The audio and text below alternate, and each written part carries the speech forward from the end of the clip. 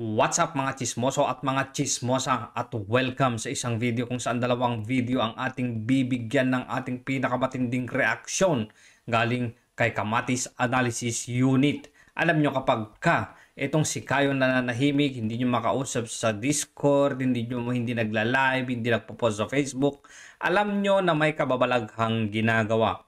Ito nga ay patungkol kay Coffee Monster at sa alamat ng Pansit Canton and Rice, si Doc Chris at ang kalokohan ng yelo sa beer. So hindi ko pa alam kung anong itatawag ko dito kay Doc Chris kasi hindi ko pa talaga napapanood. I think hanggang sa 40 seconds or 37 seconds lang ako doon sa video yung ginawa ni Kayo para kay Doc Chris. So syempre, unahin muna natin si Coffee Monster. Eto siya. Pangit pa lang, hindi ko na kaya. Ba't ganito? Itim. Subukan ko nga. Ba't di mo nilagay yung ano Kayo? Ang kate. Ba't di mo nilagay Kayo yung ano? Yung lasang uling. Ang kwento ng Coffee Monster. Noong unang panahon, bata pa ang mga Hapon. Sa masiglang bayan ng Copaville. Copaville. Kayo PM mo ako, bigyan kita ng TTS. Text to speech na maganda. Libre lang din. Mas maganda dito. May isang kakaibang nilalang na tinatawag na Coffee Monster. Oh, medyo robotic talaga yung sound eh. Ang monster na ito ay hindi interesado sa pananakot o panggugulo. May espesyal itong paborito. May special na paborito itong Coffee Monster na ito. Kape na may gatas, creamer, at anumang klase ng pampasarap. Okay. Ang Coffee Monster. Ba't ang cute pa rin ng Coffee Monster? Di ba? O, di ba? Cute naman talaga eh. Tinalaki ng mata o. Ay may mahabang, paikot-ikot na ilong na parang straw, na mahaba na ilong na paikot-ikot na parang straw. May nakikita ba kayong ilong dyan? Wala naman eh, puro mata eh. Puro mata. Ayusin mo Kayo, ayusin mo. Walang ilong oh, straw yan oh. Pero hindi naman paikot-ikot at hindi naman yan ilong oh. Ano ba yan? Mas maganda pa nga dun sa kabila, puro noo eh. Eto wala ring ilong eh. Ayusin mo! Ayusin! Kayang amuyin ang mabangong kapuksino mula sa malayo. Kapuksino! Ang balahibo nito ay kulay mocha, at ang Kulay mocha! Orange naman yan eh! Ayusin mo! Ayusin mo! mga mata nito ay kumikislap na parang sariwang brewed na espresso. Kumikislap na parang sariwang brewed na espresso. Kumikislap bang espresso? Hindi naman. May foam yun sa ano eh. Yung espresso pag binubrew mo. Brewed na espresso. Brewed na kape. Brewed pag espresso kasi, I think yun yung ano eh. Yun yung capsule, di ba? Yung pinapasok sa machine. Espresso machine. Ewan ko lang ha. Hindi ko naman alam yan eh. Basta ako kasi may gatas, may creamer eh. Okay na ako eh. Pero mga brewed, I don't know. Tuwing umaga, gigising ang Coffee Monster mula sa kanyang maaliwalas na lungga sa ilalim ng At least maaliwalas yung lungga. Di ba? higanteng puno ng robol sa plaza ng bayan at sisimulan ang paghahanap Ba't pinasok mo yan? Agad ng perpektong tasa ng kape. Kape. Ang Copaville ay sikat sa kanilang mga coffee shop. Boy Dila. Huwag niyo akong iboko kasi baka umamin ako. Baka umamin akong ako bala si Boy Dila. At hindi ako. Si Marcelino Quesada. Shop. Maraming mga coffee shop dito na nag-aalok ng iba't ibang masasarap na inumin. Gaya ng? Isang araw, palihim na pumasok ang Coffee Monster sa cafe ni Ginoong Brewster. Cafe. Kayo, PM mo. Sabi ko PM mo. Para sa mas magandang narration. Nakilala sa kanyang creamy lattes at flavor Creamy latte. Sige, may tawid lang. Lord Frappuccinos. Sa isang higop at dighay, nilimas ng Coffee Monster ang lahat ng kape na may gat. Isang higop at dighay. Paano makakaubos ang dighay? Ha? Higop? Paano higupin? Higop? Istro? Galit ka din talaga si Istro no? Gatas, cream, at syrups. Napansin ng mga taga-bayan na nawawala ang kanilang paboritong creamy coffees. No, ba't kasi inubos ko? Si Aling Latte, na Sino si Aling Latte na naman? mahilig sa vanilla latte, ay natuklasan ang kanyang tasa na walang laman. Sige Ang sad. Ang sad ng life pag wala ng laman, no? Yung mga latte, mga macchiato, caramel macchiato, yung mga parfait na may foam sa... Anyway guys, meron lang akong kwento muna. Natatawa lang ako dyan sa Pilipinas. Hindi ko alam kung ano. Kasi ang tawag sa parfait ay prap. Prap. Isa nga pong prap. Chocolate prap. Caramel prap.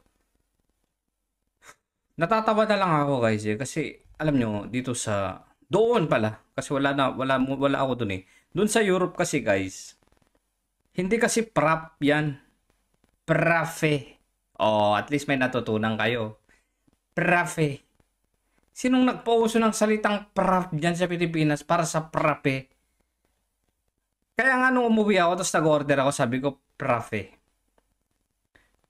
Pa-order nga ako ng isang prafe. Anong prafe? Sir, anong prafe?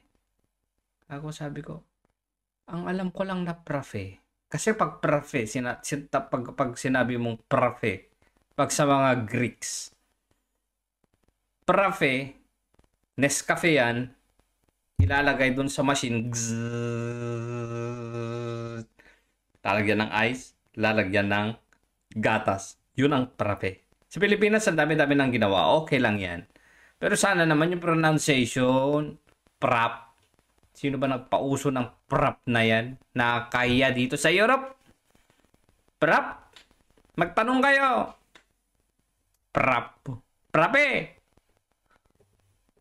Noong mocha, na may double chocolate mocha, ay nadiskubring tuyot ang kanyang mug.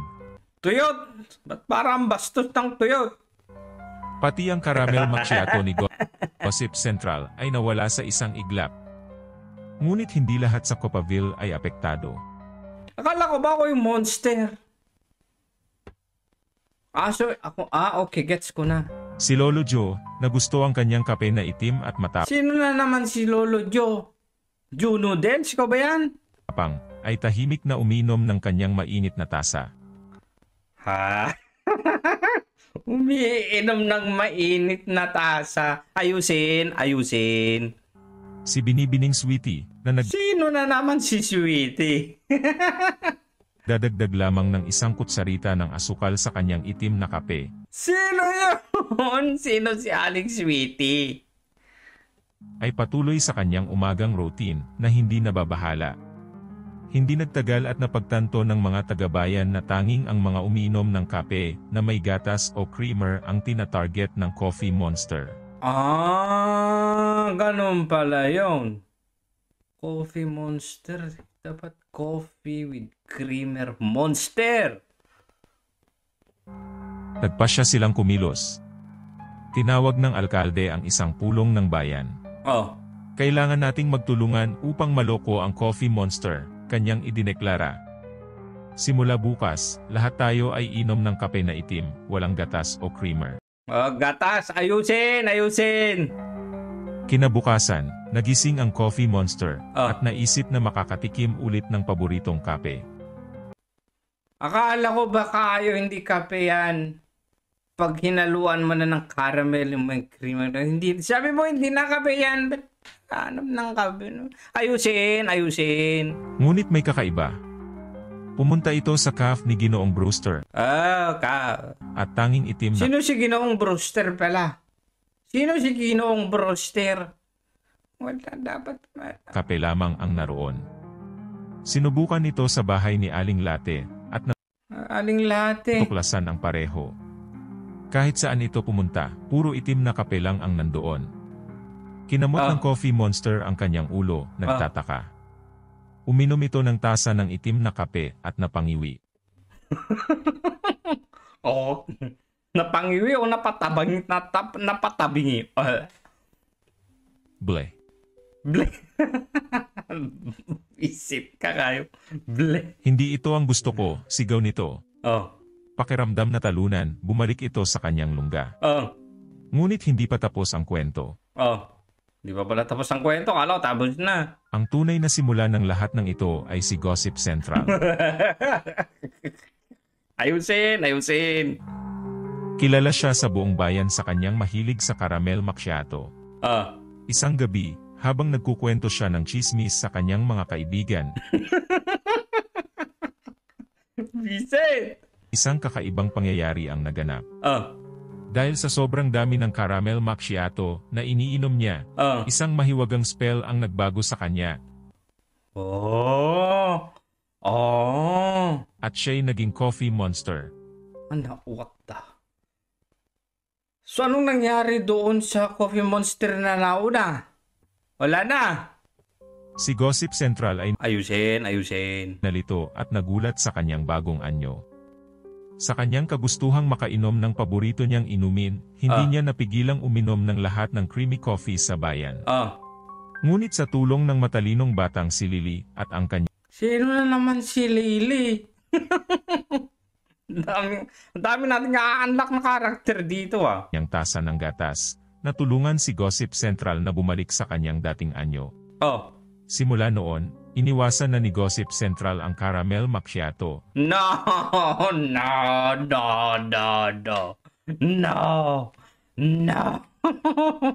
At nagsimulang uminom ng itim na kape tulad No, please, no. ng ibang mga tao sa Copaville.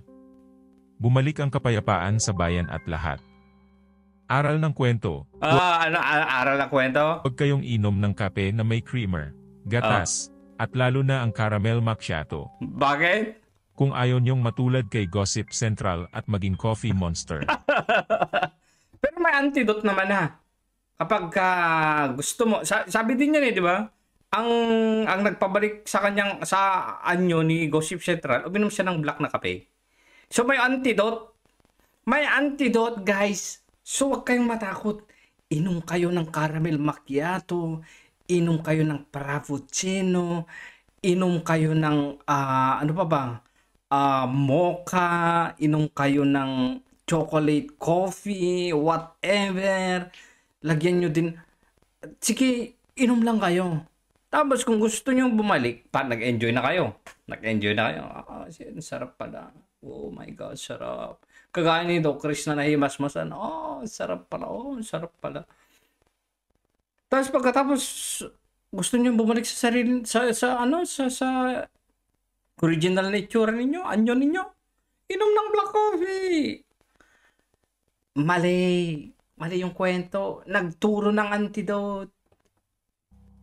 Harapin ang araw ng may itim na kape lang. No. Baka sakaling maiwasan nyo ang kaparehong kapalaran. Baka sakali lang. Baka sakali.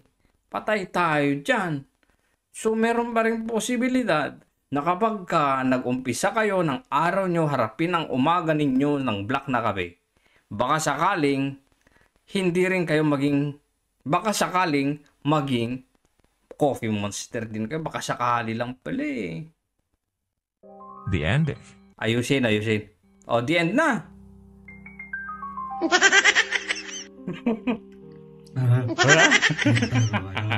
Okay. Next. So, ito naman.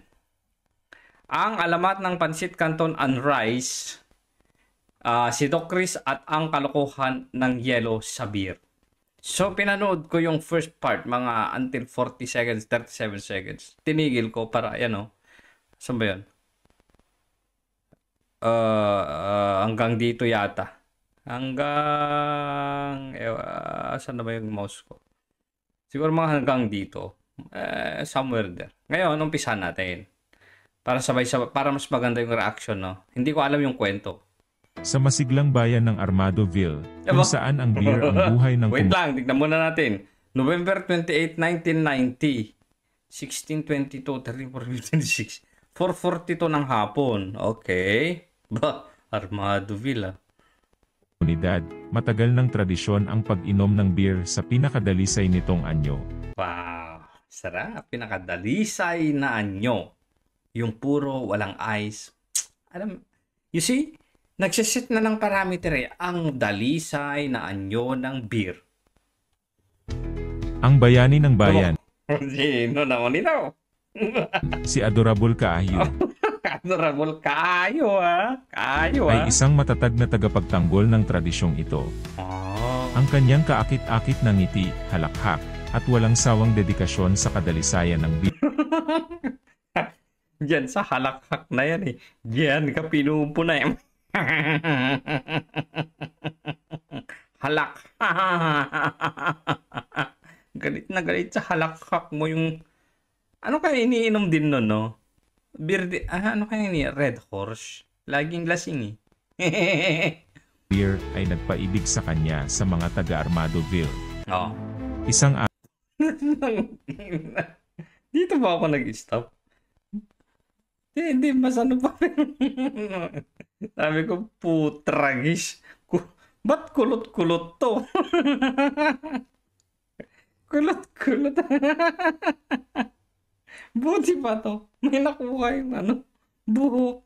Kaya ko may mansister, wala man lang nakuha. Ano ba yan? Tapos nilagyan pa ng ilong na paikot-ikot na parang straw. araw, isang bagong kontrabida ang dumating, nagbabanta na sirain ang mahalagang tradisyon ng Armadoville. Ang kontrabidang ito ay si Doc Chris, isang Patay tayo dyan. halimaw na alien na may kulot na Halimaw na alien. Matay ako dito. buhok na parang pansit canton sa Buhok naman namin nagdiskitahan. Pansit Canton. ibabaw ng kanin. Si Doc Chris ay dumating mula sa isang malayong planeta kung saan normal ang lagyan ng yelo ang beer. Isang planeta ka galing, Doc Chris. At desidido siyang dalhin ang kaugaliang ito sa Armadoville.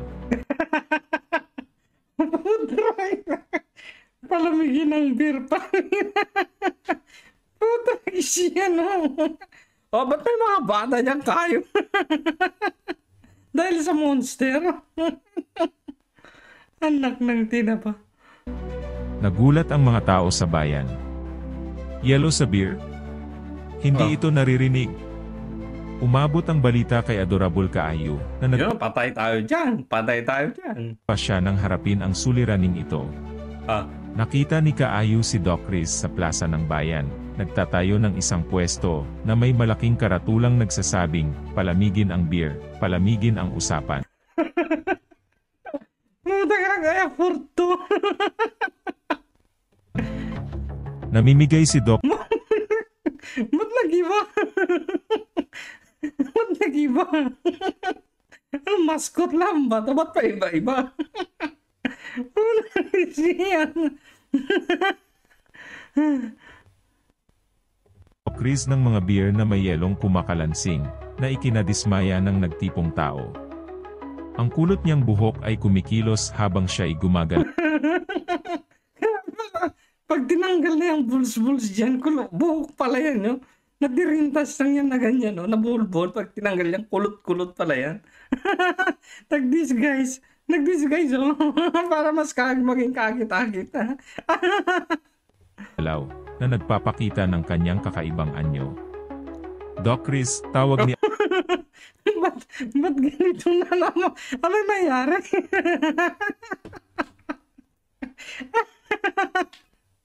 Adorable Kaayo, lumalakad ng may kumpiyansa pa Ito pala yung totoong itsura ng ano?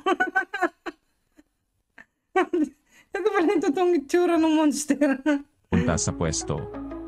Pinapasama mo ang beer sa pamamagitan ng paglalagay ng yelo. Lumingon si Doc Chris. Ba't ka nag-super saiyan? Di ba na naman? Nag-super sa... Impostor talaga to eh. Ang kanyang mga mata ay kumikislap ng bahagyang berde at hinarap si Kaahyo. Hindi lang matang mag-stop naging berde. Buong katawan berde. Parang si Hulk pag naging ano eh. Ito yung si Hulk pag naging... naging monster. Salbag. Pero Kaahyo, tugon niya sa malalim na boses. Oh. Hawak Ba't ganyan na naman? Palamigin ng beer. Palamigin ng usapan. ang isang nagyelong baso. Ang yelo ay nagbibigay ng oras para tumagal ang usapan. Oh. Isipin mo ang walang katapusang debate at kwento na maaaring mangyari sa mas malamig at mas matagal na inumin. Oh. Nagbubulungan ang mga tao, hati sa pagitan ng bayani na kanilang mahal, ang Bayani. tila praktikal na ideya ng kontrabida. Alam ni Oh naman. Kaahyo na kailangan Muling anime na naman. niyang kumilos agad upang mapanatili ang tradisyon ng Armadoville. Tapusin na natin ito minsan at magpakailanman, pahayag ni Kaahyo. Beer off. Gagawa Beer off. tayo ng pinakamagandang beer natin at hayaan natin ang mga tao na magpasya kung alin ang mas mahusay, dalisay o may yelo. Oo, maganda yan. Dalisay o may yelo. Ngumisi si Doc Chris, ang kanyang kulot na buhok ay umaalog sa bawat Parang naluging frog prince. Ay, ang kulot-kulot talaga yun. tango. Sige, game. Si Kaahyo ay nagtrabaho, gumagawa ng isang batch ng kanyang paboritong beer. Kilala sa mas Negosyante pala. Negosyante pala itong si ano eh. Si Kayo eh, Armado Beer oh. Negosyante. Kasi kapag nilagyan mo yung yelo ng, yung beer ng yelo, dadami yun eh. Kukunti ang mabebenta niya eh. Di ba? Yung illusion na, dadami kasi pag natulang yung ice, siyempre yung volume ng ano, mas konti yung ano, mabibili. So ayaw sa ice para puro lang talaga yung iinumin. Magaling. sarap na lasa at perpektong balance. Samantala, si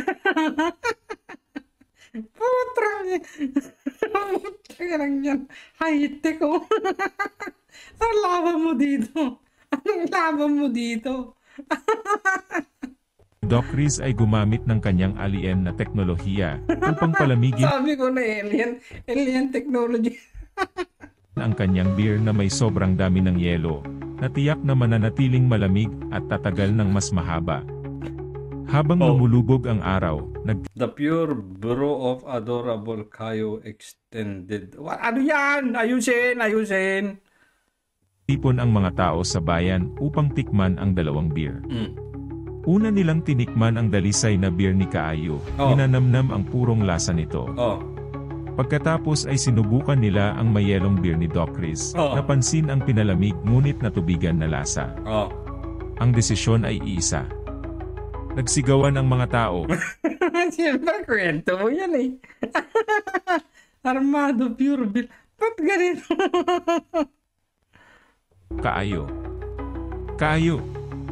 Kaahyo. Mas gusto nila ang dalisay. Wala Ba't iba na naman yung bubuk na kulot-kulot dyan? ang yelong beer na pinangangalagaan ni Adorable Kaahyo. Si Doc Chris, napagtanto ang kanyang pagkatalo, ay huminga ng malalim at sumuko. Doc Chris, hinga ng malalim na suko ha. Sige, Kaahyo, panalo ka. Ang mga tao na ang nagpasya. Mukhang may mga tradisyon talagang dapat ingatan. Ngumiti si Kaahyo at Parang yan naging cute na pero may pangil na. Si Kaahyo, bumata. napik si Doc Chris sa likod, na nagpaalog sa kanyang kulot na buhok. Walang samaan ng loob, Doc Chris. Tara, inom tayo ng beer walang yelo ngayon. Mula sa araw na yon, patuloy na tinatamasa ng Armadoville ang kanilang beer sa pinakadalisay nitong anyo, at ang kwento ng pagkapanalo ni Adorable Kaayu laban sa alien na si Doc Chris ay naging isang alamat na ikinukwento sa maraming tagay ng beer na walang yelo. At sa gayon, ang mga usapan at tawanan ay patuloy na dumadaloy, pinapatunayan na ang mabuting samahan, hindi yelo, ang susi sa mahahabang alaala. Nag-push pa kasi talaga. Guys, puntahan nyo si Doc Chris, no? Nabaliw. Nabaliw sa pizza. Nabaliw siya. Nabaliw. Na-convert, guys. Pero ito, pero ako kung beer lang din ang pag-uusapan, no ice. No ice. No ice naman talaga. There's no doubt about that. Pag nag-ice ka sa beer, naku Diyos ko, weak. Yan ang totoong weak. Weak. Lalagyan mo ng ice yung beer. Weak. Pero kapag kape, tas gusto mo lang din mas lalo pang maging creamy. Tas may pait pa rin. Depende pa rin naman sa timpla ng kape, di ba? Kapag gusto mo lang may pait pa rin, may pait. Pero pwede mong lagyan ng mas malinamnam. Mas masarap. Okay. Yun lang. Bye-bye.